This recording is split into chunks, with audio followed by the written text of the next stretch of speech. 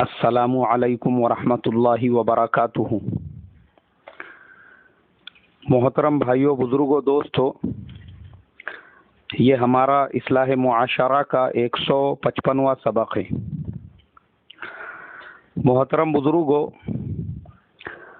ہمارے اصلاح معاشرہ کے ایک بہت ہی معزز ممبر ہے، گودھرا گجرات سے ان کا تعلق ہے۔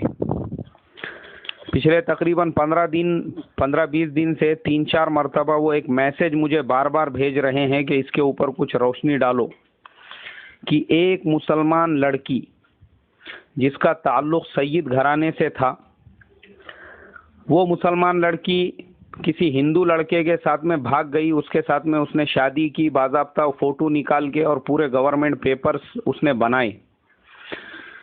مجھے شروع میں جب دیکھا تھا میں تب سے ہی افسوس ہو رہا تھا، لیکن چونکہ میرے پاس میں اصلاح معاشرہ کے ادر جو ٹاپکس ہوتے ہیں وہ پورے پینڈنگ میں ہوتے ہیں، اس وجہ سے میں بول نہیں سک رہا تھا اس ٹاپک پہ۔ مگر میں آپ کو بتا دوں کہ دیکھو، کل جیسے میں نے بتایا تھا کہ RSS کی سازش یہ چل رہی ہے کہ مسلمانوں کو توڑو، ایسے ہی ان کی سازش کا یہ بھی ایک حصہ ہے کہ مسلمانوں کی لڑکیوں کو اپنے پریم کے جال میں پھنساؤ۔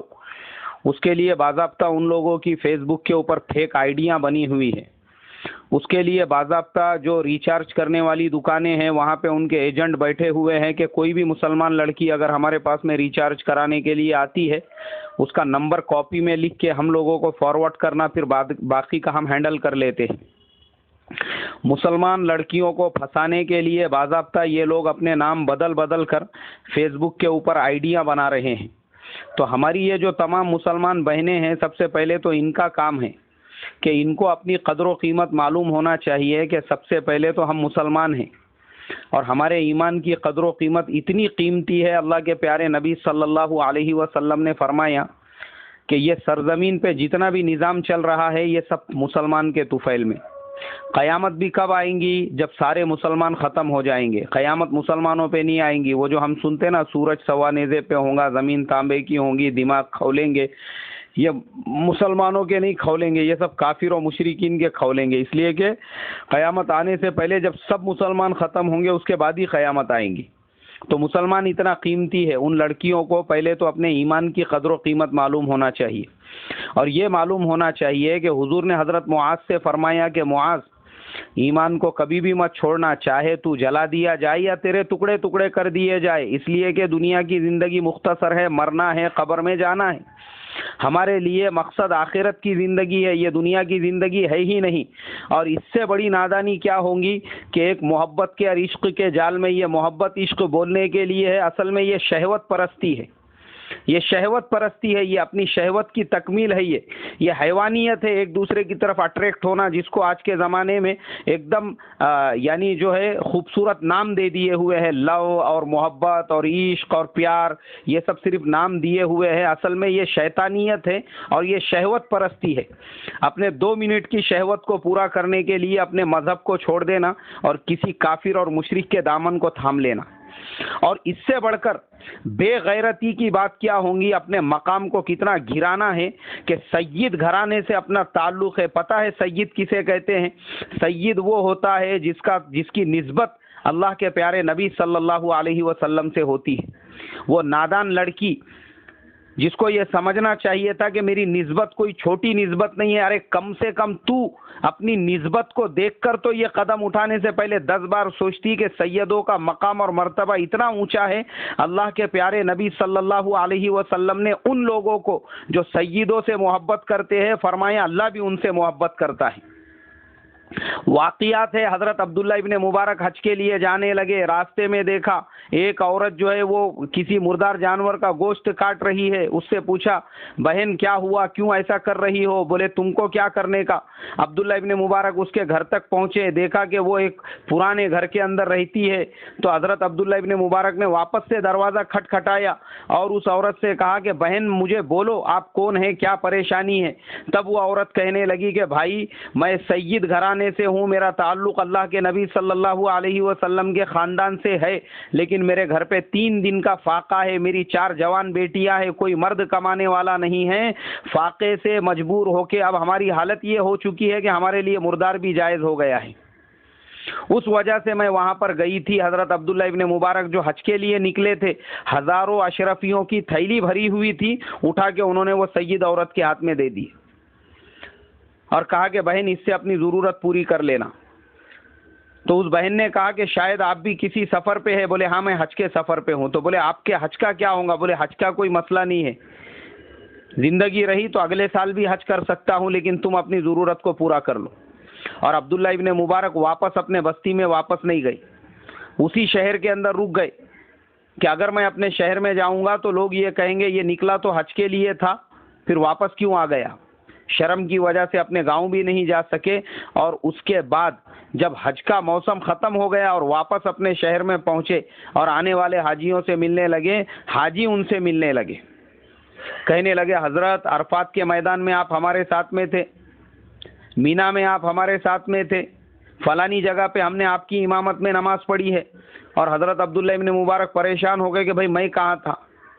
اتنے میں ایک صاحب آئے اور انہوں نے وہ تھیلی جو حضرت عبداللہ ابن مبارک نے وہ سید گھرانے کی عورت کے پاس میں دیے تھے، وہ تھیلی ان کو واپس دی اور کہا کہ حضرت یہ آپ کی تھیلی رکھو، یہ آپ نے مجھے مینا میں دیے تھے. بولے ارے میں نے کہاں دیا تھا؟ نہیں آپ نے ہی دیے تھے حضرت، آپ کو یاد نہیں ہے. اللہ نے وہ تھیلی بھی ان کی لوٹا دی، وہ اشرفیہ بھی ان کی لوٹا دی. رات کو جب سوئے، اللہ کے پیارے نبی صلی اللہ علیہ وسلم کی خواب میں زیارت کی. حضور پاک صلی اللہ علیہ وسلم نے بشارت دی اور کہا کہ عبداللہ تو نے میرے گھرانے کی لاج رکھی ہے، میرے اوپر بھی فرض تھا کہ میں تیری لاج رکھوں. اللہ تبارک و تعالی نے تیرے شکل کا ایک فرشتہ بھیجا جس نے تیرے لیے تمام ارکان کو پورے کیے. وہ مینا میں بھی تھا، وہ عرفات میں بھی تھا، وہ مزدلفہ میں بھی تھا، اس نے طواف بھی کیا، اس نے جمرات پہ کنکریاں بھی ماری. اور یاد رکھ صرف اس سال نہیں، خدا کی قسم قیامت تک وہ تیری طرف سے حج کرتا رہے گا.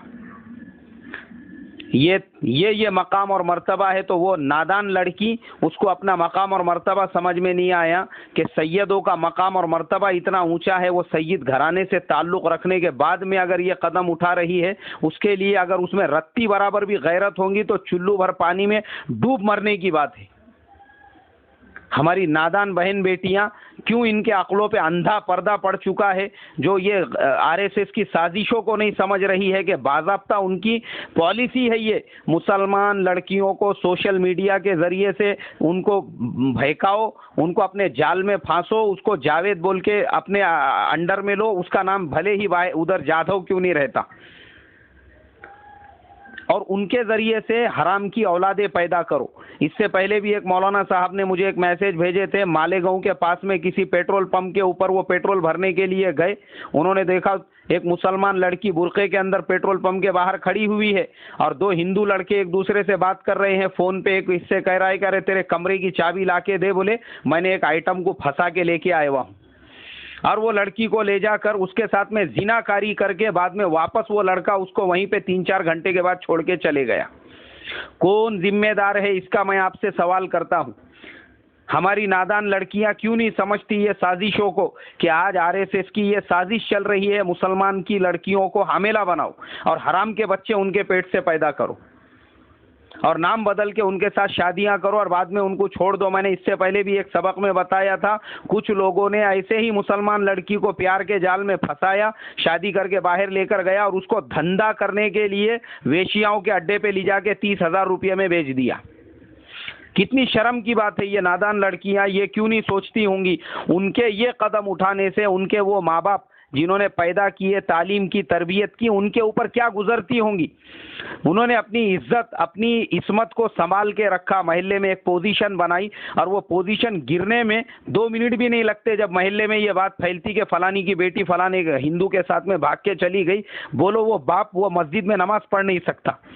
ذلت کی وجہ سے گھر پہ نہ باہر نکلنا اس کا بند ہو جاتا، بازار میں کسی سے آنکھ ملا کے بات نہیں کر سکتا. یہاں تک کہ کچھ لوگ ایسے ہوتے ہیں جو خودکشیاں کر لیتے ہیں، زہر کھا لیتے ہیں. اور یہ نادان لڑکیاں جن کو ان کے باپ نے پیدا کیا، ماں باپ نے بڑے کیے، ماں باپ ان کی تعلیم تربیت، ماں باپ ان کے ہر چیز پہ اپنی خواہشات کو قربان کر کے ان کی ضرورتوں کو پورا کر رہے ہیں اور وہ انہی ماں باپ کو ذلیل کرنے پہ تلی ہوئی ہے. ارے کیا اتنی انگار لگے ہوئی ہے، ٹھنڈی ہونے والی ہے، اس کے لیے تھوڑا صبر کرو. ماں باپ کوئی نہ کوئی دیکھ کے تمہارا نکاح کر کے دینے والے ہیں. کیا اتنی تم کو پیار کی، محبت کی، عشق کی آگ لگے ہوئی ہے پورے آنکھ کے اندر؟ وہ ماں باپ کی ذمہ داری ہے، وہ کر کے ہی دیں گے نکاح، لیکن یہ ہماری بیٹیاں بہن جو ہے لڑکیاں سمجھنے کو تیار نہیں ہیں. ان کے دماغ پہ پتہ نہیں کیا بھوت سوار ہو گئے ہوا ہے وہ یہ آج کے زمانے میں عشق کا اور محبت کا اور پیار کا اور آج کے فلموں کا. اس لیے میرے محترم بزرگوں، میں آپ تمام لوگوں سے یہی ریکویسٹ کروں گا، اور وہ تمام بہن بیٹیوں سے بھی، کہ خدا کے واسطے آپ اپنے لیے رول ماڈل صحابیات کو سمجھو. حضرت فاطمہ الزہرا کو سمجھو کہ انتقال کے وقت انہوں نے یہ کہا کہ میرے جنازے کو رات کے اندھیرے میں اٹھانا، تاکہ میں یہ بھی نہیں چاہتی ہوں کہ میرے جنازے پر بھی کسی نامحرم کی اور کسی مرد کی نظر پڑے. ہمارے لیے نمونہ وہ عورتیں ہیں. ایک ہماری مسلمان بہن، واقعہ کتابوں میں پڑھا تھا میں نے، اس کی آنکھیں بازار میں وہ کہیں پہ جا رہی تھی کچھ سامان خریدنے کے لیے، کسی کی نظر اس کے اوپر پڑ گئی اور وہ اس کے پیچھے پاگل ہو گیا. تو اس بہن نے کہا کہ کیوں میرے پیچھے پیچھے بھاگ رہے ہو؟ بولے میں تمہارے اوپر عاشق ہو گیا ہوں، مجھے تمہاری آنکھیں سب سے زیادہ خوبصورت لگتی ہیں. اس نے کہا ٹھیک ہے، دروازے کے باہر رکو.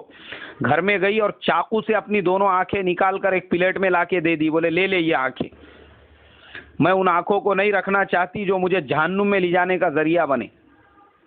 یہ تھی ہماری وہ مسلمان بہنیں تقوی والی. اور آج کے زمانے میں بھی کئی ایسی مسلمان بہنیں ہیں جو ماشاءاللہ گورنمنٹ آفیسز میں بڑی بڑی پوسٹ کے اوپر ہے، جو پرسنل پرائیویٹ امپلائیز ہے، لیکن ان کے تقوی کا یہ عالم ہے کہ وہ وہاں پر بھی پورے پردے کا اہتمام کرتی ہے، وہاں پہ بھی نمازوں کا اہتمام کرتی ہے، وہاں پہ بھی قرآن کے تلاوت کا اہتمام کرتی ہے. انہوں نے وہاں پہ بھی اپنے عصمت کو، اپنی عفت کو ایسے بچا کے رکھا ہوا ہے کہ غیر کی نظر ان کے اوپر نہیں پڑ سکتی. ہے نا ہماری بہنیں؟ ایسا نہیں ہے کہ آج بھی نہیں ہے، آج بھی ایسی کئی بہنیں ہیں ہماری. تو ارے تم ان کے راستے پہ چلو نا، ان کے طریقے پہ چلو، یہ آپ کے لیے نمونہ ہے. اس لیے میرے محترم بزرگوں اور ماں باپ سے بھی میں ریکویسٹ کروں گا کہ خدا کے واسطے بار بار ہم لوگ اصلاح معاشرہ میں یہ بولتے رہتے، اور ہمارے دوسرے اکابرین اور بزرگ بھی بیانوں میں بولتے، اور ائمہ بھی بولتے. آج کل تو شدت کے ساتھ یہ بات بولی جا رہی ہے کہ اپنے نوجوان لڑکیوں کے ہر ایکٹیویٹی پہ ہماری نظر ہونا چاہیے. ان کا لیپ ٹاپ وہ کیا یوز کر رہی ہے، موبائل فون، واٹس ایپ کے اندر کتنے فرینڈز ہیں، اس میں مسلم کتنے ہیں، غیر مسلم کتنے ہیں. یہاں تک کہ ان کی سازش کا جو حصہ ہے وہ یہ بھی ہے کہ غیر مسلم لڑکیوں کے ذریعے سے بھی وہ اپنے مسلمان لڑکیوں سے دوستی کرا کے پھر غیر مسلم لڑکوں کی طرف جو ہے ان کو انٹروڈیوس کرایا جا رہا ہے. یہ تمام چیزیں ہم کو پتہ ہونا چاہیے. تو اس کے لیے محترم بزرگوں، دوستوں، میں یہی ریکویسٹ کروں گا کہ ہم تمام اپنے بہنوں بیٹیوں کی نگرانی کریں. ان کی جب عمر ہو جائے تو میں یہی کہوں گا کہ سب سے پہلے جلد سے جلد ان کا نکاح کرنے کی ہم فکر و کوشش کریں. اور اگر ہماری بہن بیٹیوں میں پردہ ہے، عصمت ہے، عفت ہے اور یہ تمام چیزوں کی ان کو قدردانی ہے، اور وہ آگے ہائر ایجوکیشن حاصل کرنا چاہتی ہے تو کوئی حرج کی بات نہیں ہے. لیکن میری پیاری بہنوں، اپنی عصمت اور عزت کا سودا مت کرو. بھلے ہی آپ کچھ بھی بنو، ہم کو آپ کے اوپر فخر ہے. ہم نہیں چاہتے کہ ہماری قوم کی بہن بیٹیاں ہائر ایجوکیشن نہیں حاصل کریں، لیکن آپ کو تقوی اختیار کرنا یہ ضروری ہے. تقوی کے ساتھ اگر آپ کر رہی ہے، آپ پورے سماج اور قوم کے لیے فخر کا ذریعہ ہے. ہمارے یہاں پہ کئی مسلمان ہماری بہنیں بڑی بڑی MBBS MD ڈاکٹر ہے، لیکن باضابطہ انہوں نے بڑے بڑے الفاظ میں لکھ کے لگایا ہوا ہے کہ یہاں پر کسی بھی مرد کا آنا سخت منع ہے. میل از ناٹ الاؤڈ بول کے ایسے صاف لفظوں میں لکھا ہوا ہے. وہاں پہ کسی بھی مرد کو الاؤ نہیں ہے. صرف وہ بہنیں ہماری، اور ضروری بھی ہے وہ بہنوں نے اپنے آپ کو وہ لیول تک لے کر گئی، وہ لیول کا ایجوکیشن حاصل کیا. اس لیے ہماری جو دوسری بہنیں ہیں، پیشنٹ وغیرہ جو ادھر ادھر غیروں کے پاس جاتی ہیں، ان کے پاس جانے سے محفوظ ہے، آج ان بہنوں کے پاس میں جاتی ہے. تو اس کے لیے میں آپ تمام لوگوں سے یہ ریکویسٹ کروں گا کہ پہلے یہ سوچیں ہم مسلمان ہیں، اپنے مقام کو جانیں، اپنے مرتبے کو جانیں. اللہ تبارک و تعالی ہم تمام کو اپنے مقام و مرتبے کی اہمیت کا ہم فہم عطا فرمائے. السلام علیکم ورحمۃ اللہ وبرکاتہ.